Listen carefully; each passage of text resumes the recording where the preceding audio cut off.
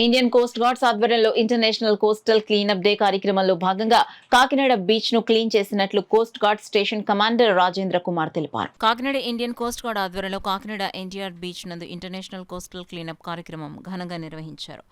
ONGC, Reliance, ఈకోలాస్టిక్, AP pollution control board, rotary club Kakinada, Adani Gemini Coromandel, seaport Kakinada, Suryaraopeta గ్రామ పంచాయతీ ఉద్యోగులు, Kakinada municipal ఉద్యోగులు, Vedanta company, coastal marine police వారు సంయుక్తంగా ఈ కార్యక్రమాన్ని ఏర్పాటు చేశారు. ఈ కార్యక్రమానికి ముఖ్య అతిథిగా విచ్చేసిన ఓఎన్జీసీ ఎగ్జిక్యూటివ్ డైరెక్టర్ రత్నాష్ కుమార్ వివిధ కంపెనీల ప్రతినిధులు, ఉద్యోగులచే ప్లాస్టిక్ వాడకానికి వ్యతిరేకంగా ప్రతిజ్ఞ చేయించారు. అనంతరం coast guard station commandant Rajendra Kumar, Kanakalatha Barua ship commanding officer commandant RSS Bisetti, Kakinada seaport CEO Muralidhar, Reliance నుండి లంక మురళి పాల్గొన్న ఈ కార్యక్రమంలో పెద్ద ఎత్తున ఎన్టీఆర్ బీచ్ ను పరిశుభ్రం చేశారు. From cradle to grave it's there, so we also need to see the cigarette butts which enter. They are carcinogenic.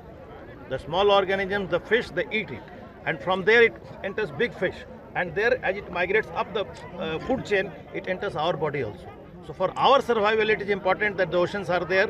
And once again, I compliment Coast Guards as National Oil Company and our partners, our friends in this business. Reliance is here, Ken is here, Oil India is here. We are very conscious about the local pollution, and we ensure we have also formed to check oil spillage if it happens with Coast Guard. We have a group going, and we take care of that. And in fact, we are so conscious about environment as a company that when we put a project, so many a time we put some component of it for development of the environment, and we take care of that. So thank you. Once again, I compliment Coast Guard on this occasion, and I thank them for creating this awareness. Coastal states అన్నింటిలో ఏదో ఒకటి చేశారు. End beach కాకిని ఏపీలో ఒక beach దానికి sponsor చేయడం కూడా ఉంది. అలాగే ఈ ఈవెంట్ని కోస్ట్ గార్డ్స్ వాళ్ళు చాలా ప్రతిష్టాత్మకంగా ఎప్పటి నుంచో వస్తున్నారు. మేము అంటే పొల్యూషన్ కంట్రోల్ బోర్డ్, అలాగే ఎన్జిఓ దరిద్ర రక్షణ సమితి వారు, కోస్ట్ గార్డ్స్ వాళ్ళతోటి పేరప్ అయ్యి ఈ ఈవెంట్ని ఇంత లార్జ్ స్కేల్లో చేయటం జరుగుతుంది. దీని యొక్క ఇది చేయాల్సిన ఆవశ్యకత ఏంటి అని అంటే, ఇప్పుడు మనందరం కరోనా ఎఫెక్ట్ అయ్యి ఉన్నాం. కరోనా చూసాం, దానికి కారణం ఎవరో అందరికీ తెలుసు. కానీ ఇక్కడ ఏంటంటే కరోనా ఏంటంటే కంటికి కనిపించింది దాదాపు 60 నుంచి 140 నానోమీటర్స్ ఉండే సైజు ఉంటుంది. కానీ ఈ నానో ప్లాస్టిక్స్ అనేవి ఏంటంటే అంతకంటే 1 నానోమీటర్ సైజుకి కూడాను డిజింటిగ్రేట్ అయిపోతాయి.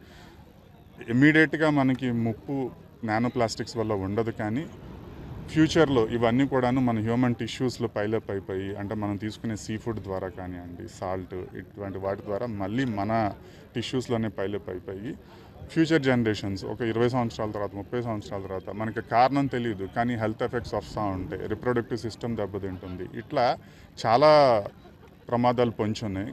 అందుకని అందరూ కూడాను తమ యొక్క బాధ్యతగా ప్లాస్టిక్, సింగిల్ యూస్ ప్లాస్టిక్ వాడకుండా ఉండటం, ఎక్కడ పడితే అక్కడ ప్లాస్టిక్ పడేయకుండా ఉండటం చేయాలని చెప్పేసి కోరుతున్నాం. దేనికి వెళ్ళినా కూడా ఇది మన యొక్క బాధ్యత. ఏంటి, మన తీర ప్రాంతాలను పరిరక్షించుకోవాలి, భూమిని పరిరక్షించుకోవాలి. ఎక్కడికి వెళ్ళినా వెళ్తే మనం పరిశుభ్రంగా ఉంచాలి. మన ఈ నేచరే మనకి ఇక్కడ స్థానం కల్పించిందనే స్పృహతోటి ఉండాలి. మనం అందరం విచక్షణ గల జీవులు. ఏ జీవి కూడా ఇందాక ఒకసారి చెప్పాను, ఏ జీవి కూడా ప్రకృతికి ఎగెనిస్ట్గా వెళ్ళటం లేదు. మనం ఒక్కళ్ళమే డెవలప్మెంట్ పేరుతోటి ఇవన్నీ మర్చిపోయి, ప్రకృతే మనకు చోటిచ్చింది అని మర్చిపోయి మన తీర ప్రాంతాలన్నింటినీ కూడా చాలా ప్లాస్టిక్తోనే కాకుండా చాలా రకరకాలైనటువంటి కాలుష్యంతో మనం నింపేసి మన భవిష్యత్తునే, అవతరాల మాట అట్టుంచండి, ప్రస్తుతం మన భవిష్యత్తునే మనం ప్రశ్నార్థకంగా చేసుకున్నాం. అసలు ఈ విజయవాడలో కానీ ఎప్పుడన్నా మన వరదలు అనేది విన్నామా? అలాగే వాయనాడ్, కేరళలో చాలా వరదలు వస్తున్నాయి. ఇవన్నీ ఏంటంటే గ్లోబల్ వార్మింగ్, మనం మానవ తప్పిదాలు ఇవన్నీ కూడా. అప్పటి వరకు మాట్లాడుకుంటున్నారు. ఇవన్నీ కూడా అందరూ గ్రహించి, ఎవరో పాలసీ మేకర్స్ చేస్తారని, ఇంకొకరు చేస్తారని కాకుండా మన బాధ్యతగా మానవులు, విచక్షణ గల జీవులుగా ప్రతి ఒక్కళ్ళు కూడా పర్యావరణ స్పృహతోటి ముందుకు వెళ్ళవలసిందిగా ఈ సందర్భంగా కోరుకుంటున్నాను.